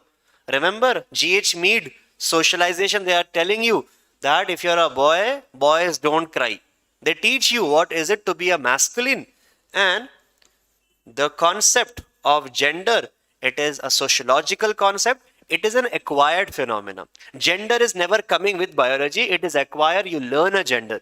That you're not supposed to like a particular color, any other color that you can like it. This is what they are being told. Masculinity. Moreover, it evolves female, feminine. Certain likes and dislikes, certain behavior is expected. And moreover, if you're belonging to the third gender, and then there's the whole third gender, what we are having, L, G, B, T, Q, I, A, plus. Okay? You want me to go into detail? Lesbian. When a woman wants to marry a woman, it's called as lesbian. Gay, two meanings are there. Man wants to marry a man, that is one. Homosexual marriages are also called as gay marriages. Bisexual is both the sexes are okay. Transgender means you're born with one particular sex, but you're transferring your gender into another concept. So you're born as a female, you can become a masculine. You're born as a male, you can become a feminine. Translating your gender is the concept of transgender. Queer, it's an ideology where there is a flexibility to go with either of the concepts. Important. Intersex, yes, that the gender biology is not completely male, completely female. They don't come in both of these. The third means both of these concepts are present. It is called to as intersex. And asexual means not having any kind of inclination to any sexual activity. Is called as asexual, means absence of sex. It's called as asexual.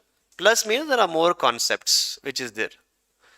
So anyways, I'll not get into more detail. Too much of information. So here, one concept what we're trying to understand is the concept of gender. Aristotle, a very famous philosopher, isn't it? One day he was sitting with his wife and he tells to his wife, "My dear wife, open your mouth." So she's asked, "Why?" It's like, "Open." So he counts his wife's teeth. And it's like 1, 2, 3, 4, 5, 6, 7, and like 14, 14, 28. It's like 28, okay. Like you count my teeth. So he opens his mouth and she counts his teeth and 32 teeth are there. So Aristotle is telling that I am a man, I am having 32 teeth. You are a woman, you are having 28 teeth. There is some difference which is there between both of us. And I'm not cooking this story, okay? I'm not cooking this story. Reality, Aristotle tells this to his wife. I don't know how did he give these theories of philosophy. If he was so stupid, in telling that men and women both are different based upon the number of teeth. Here, what we're trying to understand is in society, gender is something which is a sociological concept in which you're born with one particular biological trait, but you're always inclined that a male is supposed to be male, a female is supposed to be a feminine. Here, what we're talking about is the concept of stratification in society. I have put up a horizontal division. Here, there is a vertical division which is present in the society, that masculinity, femininity, LGBTQ, this is how the society has been present. Now, in this particular chapter of gender, we are trying to see why is women not treated to be as the equal gender in society. What is the main problem which is being present? Why patriarchy exists in the society? Tell me a reason. Why men are the first gender? Why women are the second gender? And third, why do we have this stratification? Tell me why, enduku? Yes, Chapandi. Enduku? Stratification undi. Yes? Women remain in houses and the men go outside for work. Okay, anything else that you want to say? Why this concept of division is there? In biology, there was a stratification. We have created some sort of hierarchy. This is the hierarchy is present. If you want to label it somewhere, the first form of division, which we can say why patriarchy is there, we can put it in the form of natural differences. In the form of biology, there are some differences. First, it's a biological inequality. In the form of sex, in the form of power, in the form of height, in the form of genes, etc., there are some natural differences, hormonal, etc. Second is, even religion is considered to be as a responsible factor. How? How religion teaches patriarchy in the society. Whenever we look at the concept of goddess in the religion, they are never seen to be as independent. They are always seen to be as, don't take one example and tell that whole religion is like that. Don't give me just one example of Durga. Independent is there. 99% of concept of goddess in the religion, it is considered to be as an counterpart to the male god. They are always seen to be as subservient. Means who is the goddesses? The one who are subservient, obedient to their male counterparts. So here we see that even religion teaches patriarchy. God is always represented as he. The angels are represented as the he. So the power is determined in a male-centric way. Even religion is also responsible for women is considering to be as a second gender. Any other factor is the concept of economic dependency. Even that is also responsible. Why women is categorized over here and men, why do we have patriarchy, male domination? Any other factor that you can say which is responsible for women to be as the second gender? Any other factor that you can highlight? Yes, the concept of socialization. The concept of socialization means in which how the interaction takes place. We teach that men are supposed to be aggressive. Men are supposed to be dominant. It is not seen in my home, but yes. So that is aggressive dominance, where women are shown to be as submissive. They are shown to be as obedience. So here we see that the way how the pattern of socialization takes place. Here we can also include the concept of language. Like just now I have told, if the God is represented as he, that is one. Angels are represented as he only. But if abusive words are there, in that element of she will be added in all the languages. So here languages is also created in a patriarchal form. What we have. So we are trying to understand the element of gender stratification in the society. There are multiple elements why we are having. Now the role of sociology is to remove this gender stratification and uplift women in the society, which is called to be as the concept of feminism. Important topic what we are having. What do you mean by feminism? Is nothing but upliftment of women in the society. There are different types of feminism. The first is also called as feminism, but they don't want to create an upliftment. Whatever the division is there, that men is here, women is here, they want to keep that as same as that. This is called to be as the functionalist feminism. That is one category. Second, what would Marxist feminism say? Karl Marx is also trying to give a suggestion which is called as Marxist feminism. Third, we have more liberal version of Marx which is called to be as socialist feminism. We have one solution to remove this problem. In fact, they are giving a radical solution. They are called to be as radical feminism. Same.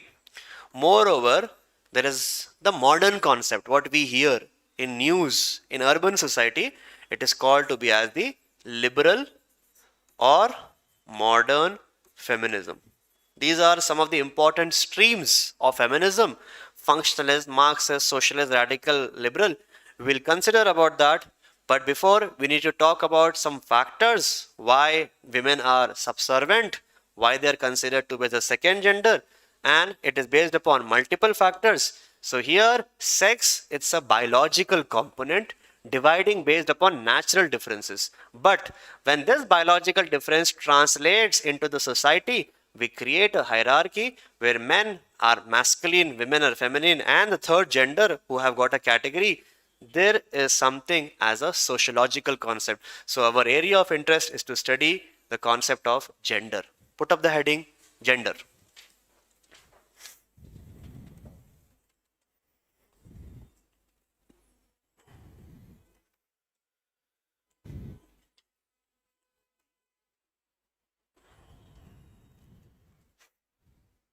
Write down.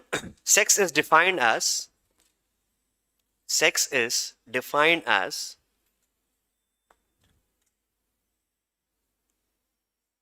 a biological component. Sex is defined as a biological component which is attached by birth. Which is attached by birth.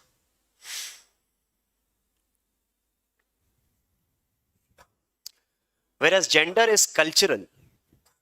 Whereas gender is cultural or sociological in nature. Whereas gender is cultural or sociological in nature.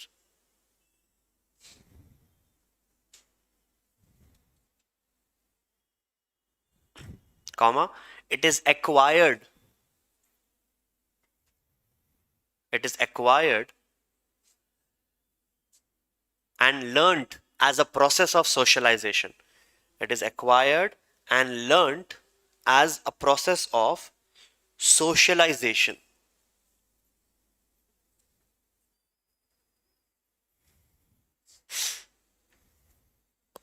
Change the paragraph. Gender studies are done. Gender studies are done as a form of social inequality. Gender studies are done as a form of social inequalities.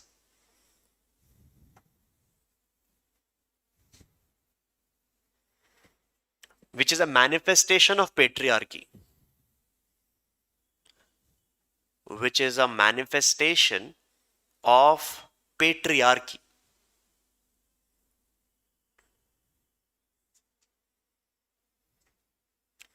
And it is supported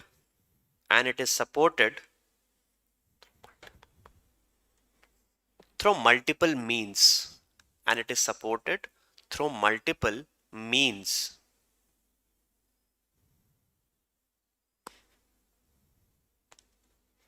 Such as first one, biological differentiation, and it is supported through multiple means, such as first one, biological differentiation.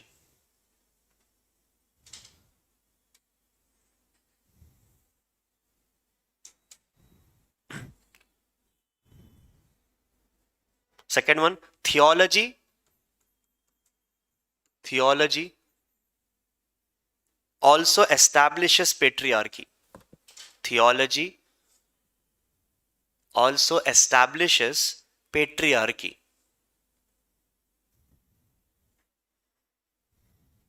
In bracket, write down, all religions are male centric. Theology also establishes patriarchy, in bracket, all religion are male centric. Next one, economic dependency of women. Next one is economic dependency of women.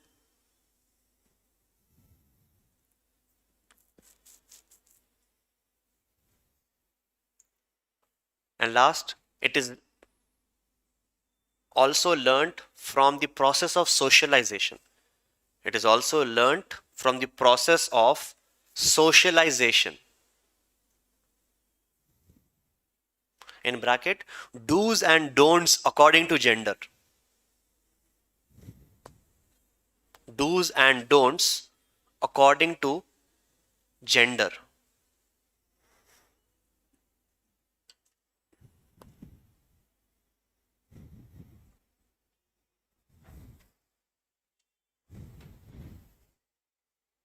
See,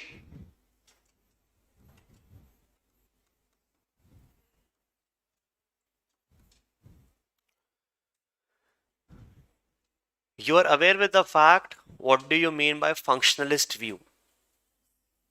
They would justify that if there is a stratification, it is necessary.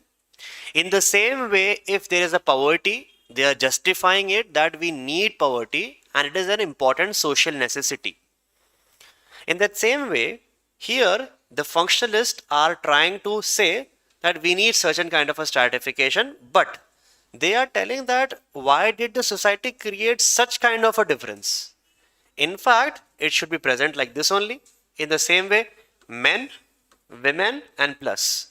They are not supporting inequality. They are saying that is wrong. But you consider it in this form, they both are having different roles.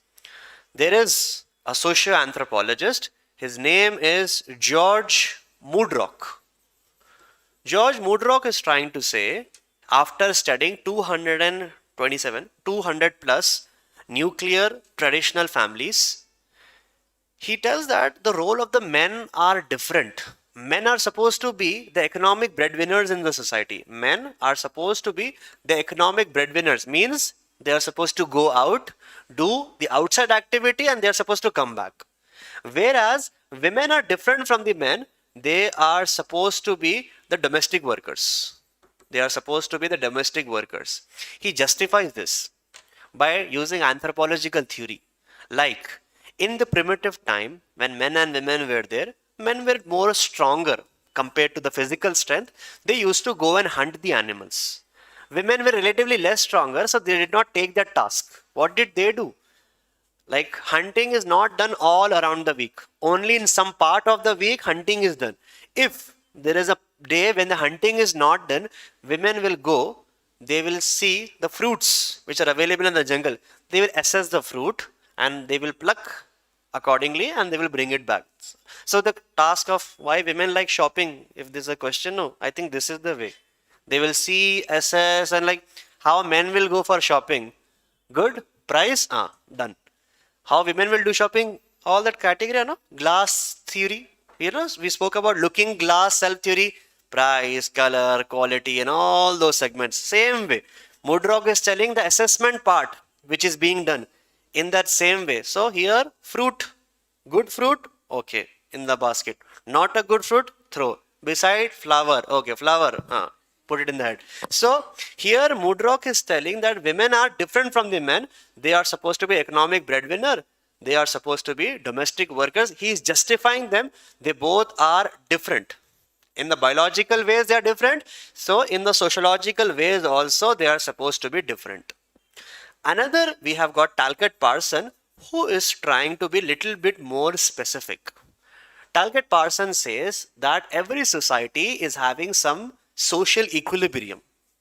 Everybody is having some different sets of roles, and he is talking about the social equilibrium, like the role of adaptation.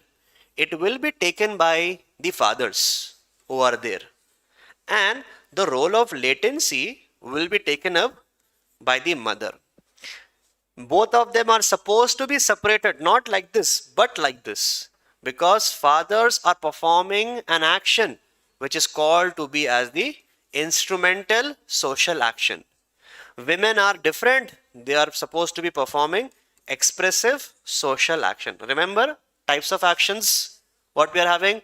The actions in the social subsystems, expressive, are nothing but the emotional actions. Cognitive, rational are the instrumental. One moral, we have not written that. So men are performing instrumental social actions, women are performing expressive social actions. Fathers are taking the role of adaptation, mothers are taking the role of latency. In this way, the society is going to learn about socialization. They both are interdependent to one another. Why? Because they both are doing different tasks. So here Talcott Parson is telling this should not be disturbed. This concept is working from traditional times. It is still even today. We are supposed to keep them separated because they are performing different role actions. It is complementary in nature. It is the way how socialization is done. On the another side, we have a thinker called as John Bowlby. This thinker also we have covered before, John Bowlby. Can anybody recall where? John Bowlby? Yes? Anybody can recall where have we discussed this thinker, John Bowlby? Yes?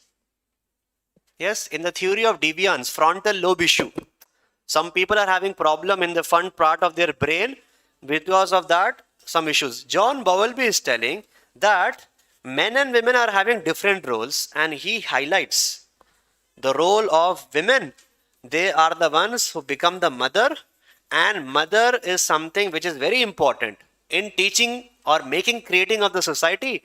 And if women are also doing the same role of men, who will take the role of women? So if women is absent, motherhood is absent. If motherhood is absent, it will lead to maternal deprivation. This is the word that we have discussed there also.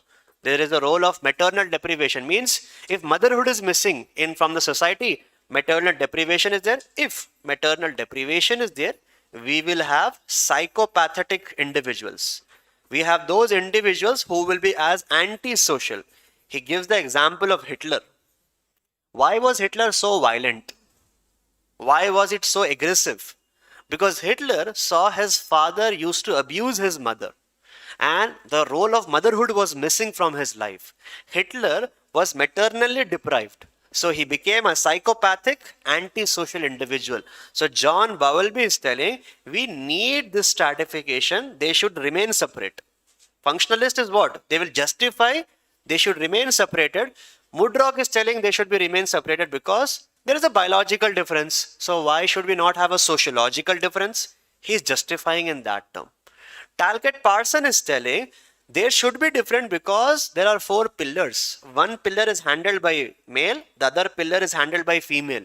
So here men are performing instrumental social action, women are performing expressive social action.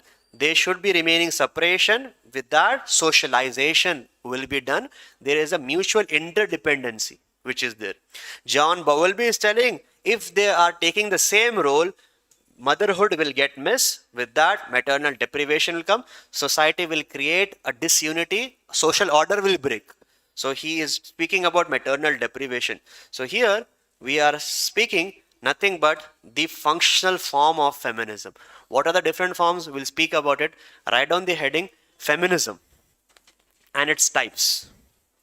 Write down the heading feminism and its types.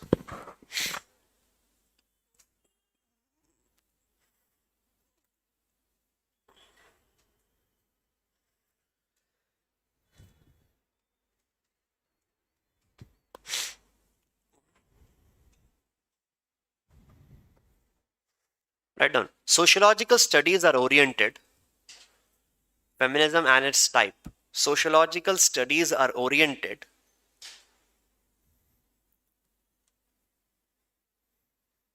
to create equality,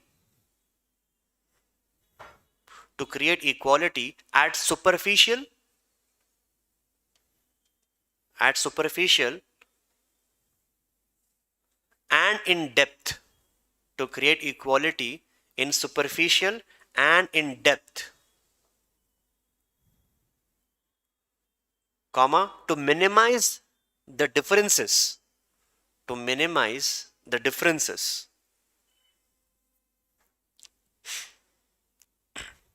Full stop. Feminism is an ideology.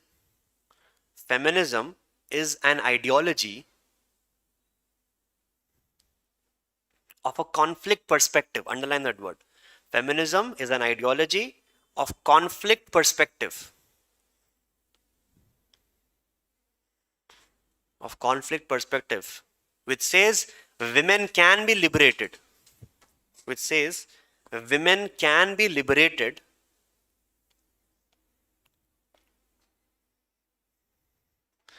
if there is an abolition. Women can be liberated if there is an abolition of male dominance in the society. If there is abolition of male dominance in the society.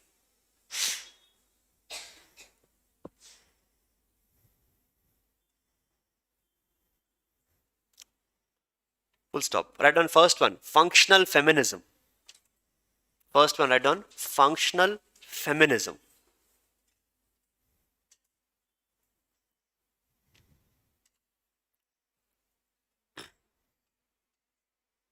They do not criticize the gender stratification. They do not criticize the gender stratification.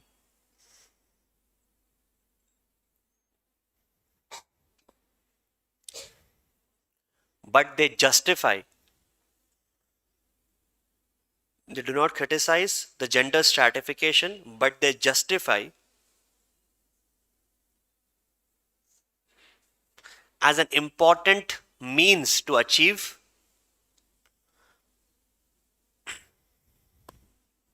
but they justify as an important means to achieve social stability and integration. Important means to achieve social stability and integration.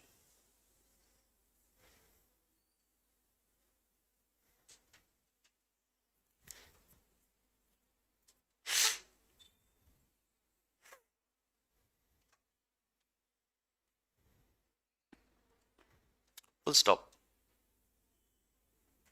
Write down first one, George Mudrock. George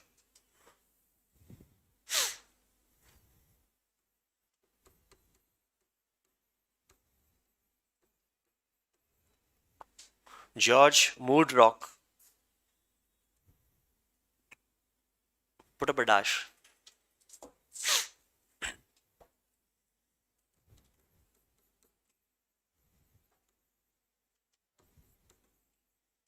What is functional feminism? What is functional feminism? They try to justify that we need to keep these differences, but do not keep it as a vertical division, keep it like a horizontal division only.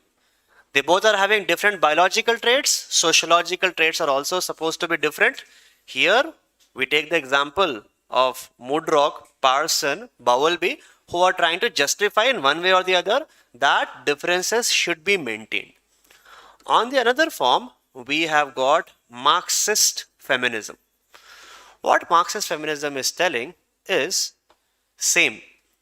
In fact, the best friend of Karl Marx, Friedrich Engel, he puts up a quote that proletariats are exploited by the capitalist by paying low wages, but the women are exploited by paying no wages. In this, we try to see that all the domestic work that is being done, the women never gets paid for that. but still they are contributing as an essential element. In short, Marxist feminism is trying to say if you want to uplift women, you can only do it by providing through the economic means. You give them money, they will uplift themselves automatically. Moreover, we have got an angle of socialistic feminism who are giving some solutions in the form of governance. Moreover, we have got radical feminism who are giving a revolutionary idea. What is this revolutionary idea? And we have something that is called as modern feminism. This is the most popular form of feminism that we get to see. What are they trying to give as a solution? What is the revolutionary idea? What are the government policies? How economy can uplift? We will take look at different feminism in our tomorrow's class. So I'll see you tomorrow at the same time.